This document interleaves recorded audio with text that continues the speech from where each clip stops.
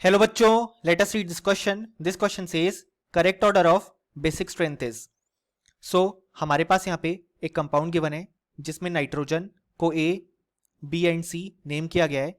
And then यहाँ पे उन नाइट्रोजन की हमारे पास जो बेसिक स्ट्रेंथ है उसका करेक्ट ऑर्डर पूछा गया है.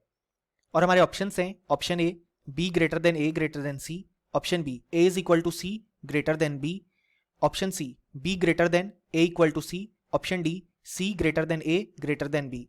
सो इस क्वेश्चन को सॉल्व करने के लिए हमें जो की कॉन्सेप्ट रिक्वायर्ड है वो है कॉन्सेप्ट ऑफ बेसिक स्ट्रेंथ. अब यहाँ पे जो नाइट्रोजन कंटेनिंग कंपाउंड है उसमें जो बेसिक स्ट्रेंथ होती है वो होती है हमारे पास directly proportional to the ability to donate lone pair.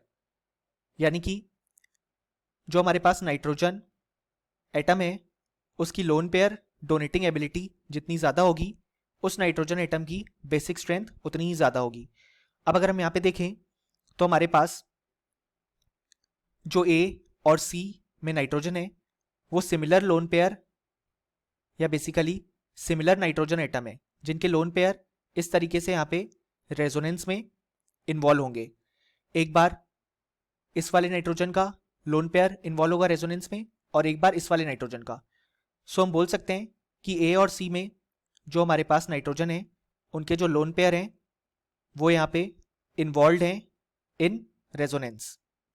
जबकि अगर हम बात करें तो हमारे पास जो बी वाला नाइट्रोजन है उसके पास जो हमारे पास ये लोन पेयर है इस तरीके से वो किसी भी रेजोनेंस में इन्वॉल्व नहीं है क्योंकि वो डबली बॉन्डेड नाइट्रोजन का लोन पेयर है. और डबली बॉन्डेड नाइट्रोजन का लोन पेयर यहाँ पे रेजोनेंस में इन्वॉल्व नहीं होगा क्योंकि किसी भी तरीके का कॉन्जुगेशन नहीं है. प्लस इसको यहाँ पे सपोर्ट मिल रहा है इन दोनों लोन पेयर से क्योंकि जब ये दोनों लोन पेयर रेजोनेंस में इन्वॉल्व हैं तो वो इलेक्ट्रॉन डेंसिटी ट्रांसफर कर रहे हैं इस नाइट्रोजन के लोन पेयर को. सो वो और ज़्यादा डोनेट होना चाहेगा. पहली बात तो वो रेजोनेंस में इन्वॉल्व नहीं है सो वो ऑलरेडी ही ज़्यादा डोनेट होना चाहेगा.